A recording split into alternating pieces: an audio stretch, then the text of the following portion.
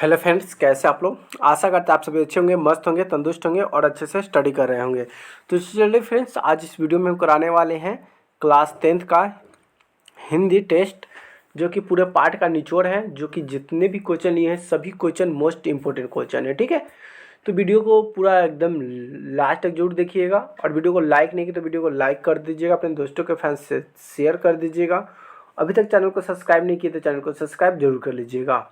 चलिए यहाँ से वीडियो को स्टार्ट करते हैं, जो कि कराएंगे मोस्ट इंपोर्टेंट क्वेश्चन। क्या कहता है पहला क्वेश्चन, किसे बाबा साहेब के नाम से पुकारा जाता है। तो सभी बच्चों को याद है कि बाबा साहेब के नाम से पुकारा जाता है भीमराव अंबेडकर को। किसे पुकारा जाता है? भीमराव अंबेडकर को। ठीक है, यानी कि बी द राइट आंसर हो जाएगा। चलिए नेक्स्ट क्वेश्चन देख लेते हैं। यहाँ पे नेक्स्ट क्वेश्चन क्या कहता है, ये रहा नेक्स्ट क्वेश्चन। क्या कहता है कि भारतेंदु युग के कवि कौन थे। भारतेंदु युग के जो कवि थे ये प्रेमधन थे। कौन थे? प्रेमधन को भारत के भारतेंदु युग के कवि कहा जाता है। नेक्स्ट क्वेश्चन ये रहा। नेक्स्ट क्वेश्चन क्या कहता है कि निम्न में से क्या है कि निम्न में से कौन राष्ट्रपति कवि है। निम्न में से कौन राष्ट्र कवि है। अगर राष्ट्र कवि की अगर बात करेंगे तो ये हो जाएगा दिनकर जी को राष्ट्र कवि कहा जाता है। किसे कहा जाता है? दिनकर जी को राष्ट्र कवि के नाम से जाना जाता है। चलिए नेक्स्ट क्वेश्चन देख लेते हैं। ये रहा नेक्स्ट क्वेश्चन। क्या कहता है कि घूमता आईना क्या है कि घूमता आईना शीर्षक स्तंभ लेखन किसने किया था। अगर लेखन की बात करेंगे तो ये था वीरेन डंगवान था। कौन था? वीरेन डंगवान, यानी कि सी इज द राइट आंसर हो जाएगा। ठीक है, चलिए नेक्स्ट क्वेश्चन ये रहा। नेक्स्ट क्वेश्चन क्या कहता है, नेक्स्ट क्वेश्चन इसको भी देखना है।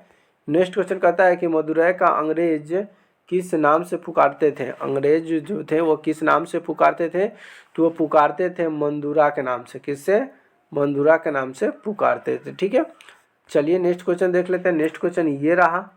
क्या कहता है नेक्स्ट क्वेश्चन, ध्यान से समझिएगा। कहता है माँ को रखने के ठेका सिर्फ उसी ने तो नहीं ले रखा। यह किसने कहा था? मतलब किसने कहा था कि माँ का देख रेख का ठेका सिर्फ उसने ही नहीं ले रखा है। तो ये कहा था कैलाश ने कहा था। किसने कहा था? कैलाश ने कहा था, यानी कि ए द राइट आंसर हो जाएगा। चलिए नेक्स्ट क्वेश्चन देखते हैं। नेक्स्ट क्वेश्चन ये रहा। नेक्स्ट क्वेश्चन क्या कहता है कि किस स्थान पर मरण की मंगलमय माना जाता है। किस स्थान पर मरण की मंगलमय अवस्था को माना जाता है? तो वह है काशी में। क्या है? काशी को माना जाता है। ठीक है, यानी कि ए द राइट आंसर हो जाएगा। चलिए नेक्स्ट क्वेश्चन देख लेते हैं। नेक्स्ट क्वेश्चन ये रहा। नेक्स्ट क्वेश्चन क्या कहता है कि चिंता किसकी रचना है। चिंता किसकी रचना है? चिंता की अगर बात करें तो ये चिंता अज्ञेय की रचना है। किसकी रचना है? अज्ञेय की, यानी कि सीधा राइट आंसर हो जाएगा। चलिए नेक्स्ट क्वेश्चन ये रहा कि शहनाई की सुधीर वाद्यों में किसकी उपाधि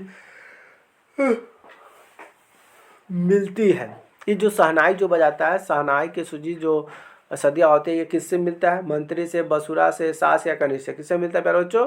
तो अगर इसकी अगर हम बात करें तो ये शाह से मिलता है। किससे मिलता है? शहनाई, जिसको शाह कहते हैं। ठीक है, यानी कि सीधा राइट आंसर हो जाएगा। चलिए नेक्स्ट क्वेश्चन देख लेते हैं। नेक्स्ट क्वेश्चन ये रहा। नेक्स्ट क्वेश्चन क्या कहता है कि मदुरै पंडित क्या है? मदुरै पांडिय लोगों को दूसरी राजधानी है। यह कहाँ कहाँ लिखा हुआ है? यह कहाँ लिखा हुआ है? तो ये लिखा हुआ है तुलनात्मक व्याख्यान में। कहाँ लिखा हुआ है? तुलनात्मक व्याख्यान में लिखा गया है। ठीक है, यानी कि सीधा राइट आंसर हो जाएगा। चलिए नेक्स्ट क्वेश्चन देख लेते हैं। ये रहा नेक्स्ट क्वेश्चन। क्या कहता है कि लाइफ एंड सोर्स कविता संकलन किसकी रचना है। लाइफ एंड सोर्स जो कविता है संकलन, ये किसकी रचना है? तो रचना की अगर बात करें प्यारे बच्चों तो ये रेरन मारिया मिल्क की है। किसकी है? रेरन मारिया मिल्क है। किसके प्यारे बच्चों? ये कविता किसकी है? रेरन मारिया मिल्क की। ठीक है, याद रहेगा, रेरन मारिया मिल्क। नेक्स्ट क्वेश्चन देख लेते हैं। यह रहा नेक्स्ट क्वेश्चन। क्या कहता है कि युगपथ किस कवि की रचना है। युगपथ किस कवि की रचना है? युगपथ जो है ये किस कवि की रचना है? तो ये कवि है वीरेंद्र डंगवान। किसके है? वीरेंद्र डंगवान की रचना है। चलिए नेक्स्ट क्वेश्चन देखते हैं। नेक्स्ट क्वेश्चन ये रहा। क्या कहता है कि प्रेशर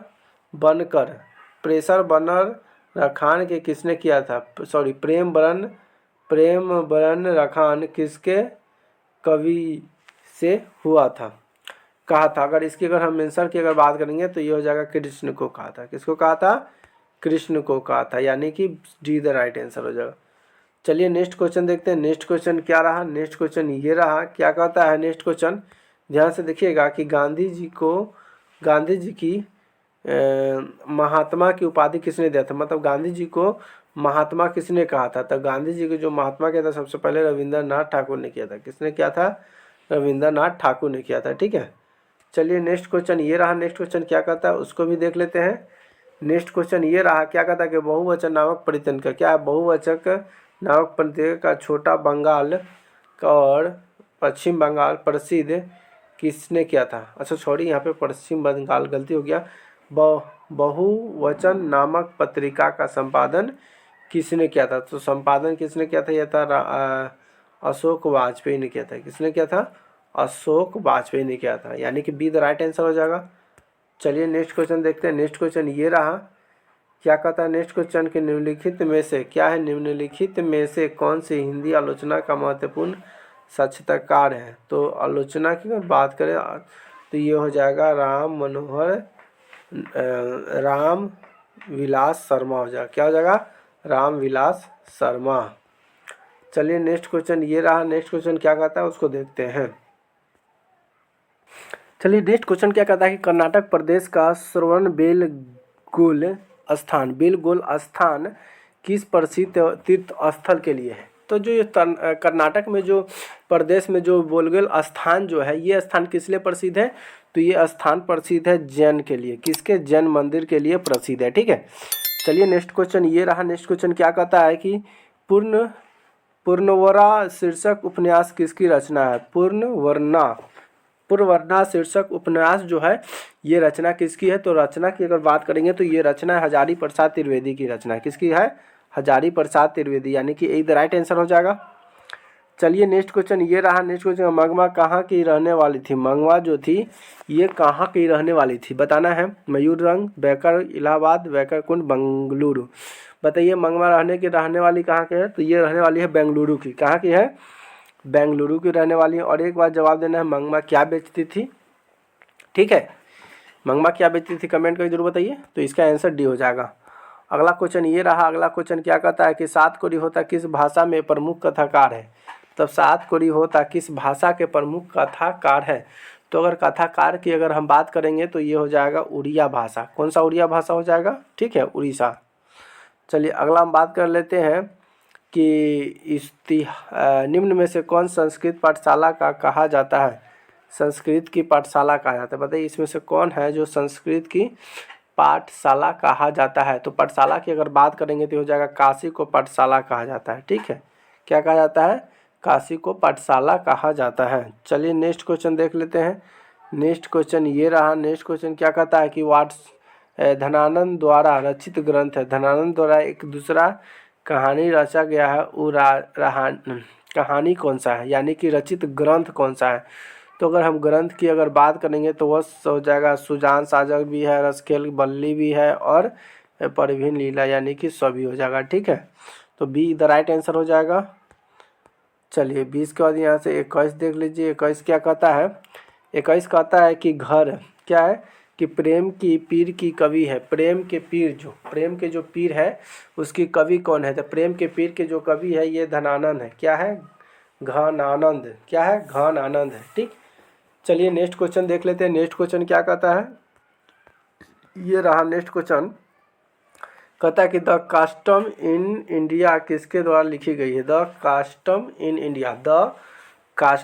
इंडिया किसके द्वारा लिखी गई है? तो ये है भीमराव अंबेडकर के द्वारा लिखी गई। देखिए मोस्ट इंपोर्टेंट क्वेश्चन होता है और ये भीमराव अंबेडकर द्वारा लिखा जो है बुक है, मोस्ट इम्पोर्टेंट है। तो ये सब बुक ना आप लोग को पढ़ना चाहिए, बहुत ही हेल्पफुल होने वाले हैं। ठीक है, चलिए नेक्स्ट क्वेश्चन देख लेते हैं। नेक्स्ट क्वेश्चन क्या कहता है इस पर भी थोड़ा सा जोर डालते हैं। ठीक है, नेक्स्ट क्वेश्चन ये रहा आपके सामने।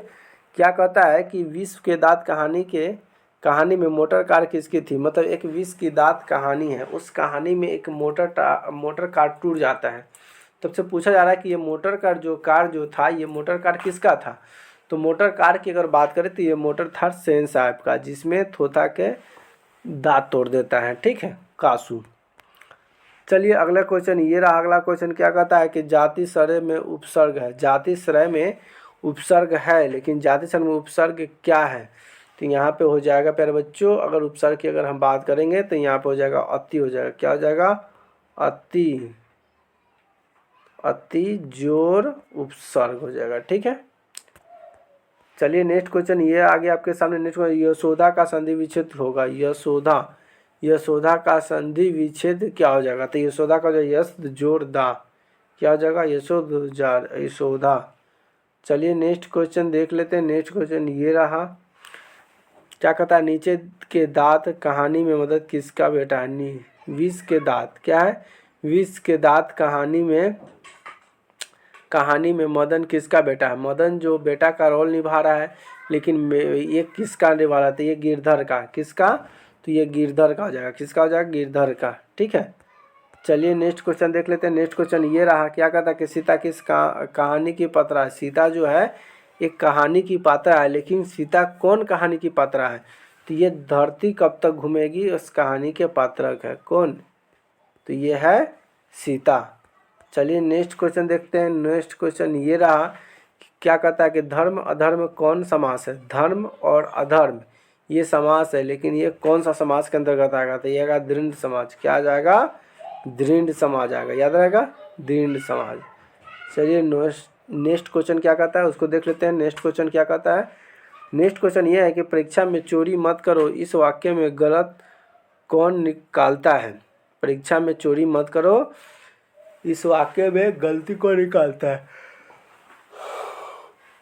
अगर हम गलती की, अगर प्यारे बच्चों गलती की अगर बात करेंगे तो यहाँ पे गलती क्या है, निषेध है, बलिदान है, स्वतः निषेध तो होता है, बलिदान तो होता नहीं है, तो इसे मत करो। इस वाक्य में जो मत है कौन कर रहा है, तो ये निषेध कर रहा है, रोकने की बात कर रहा है, यानी कि निषेधवाचक हो जाएगा। ठीक है, चलिए नेक्स्ट क्वेश्चन देख लेते हैं। नेक्स्ट क्वेश्चन ये रहा, नेक्स्ट क्वेश्चन कहता है कि मैं जाऊँगा, मैं कौन सा काल हूँ, मैं जाऊँगा। देखिए कभी भी अगर गा लग जाए, गे ली लग जाए तो समझ जाएगा कि वो भविष्य काल हो जाएगा, तो यहाँ पे क्या है, भविष्यत काल। ठीक है, तो यानी कि 400 रुपया, सॉरी क्वेश्चन नंबर 3 जो है आंसर हो जाएगा। ठीक है, चलिए नेक्स्ट क्वेश्चन ये रहा कि 33 नंबर क्वेश्चन क्या कहता है उसको भी थोड़ा सा ध्यान से देखते हैं और इसे समझते हैं। क्या कहता है कि नाना का बाल कौन मुहावरे का अर्थ है, इसका क्या कहता है, नाक का बाल होना मुहावरे का अर्थ है, नाक का बाल होना मुहावरे का अर्थ क्या हो जाएगा, तो ये होगा बहुत प्रिय होना, क्या हो जाएगा,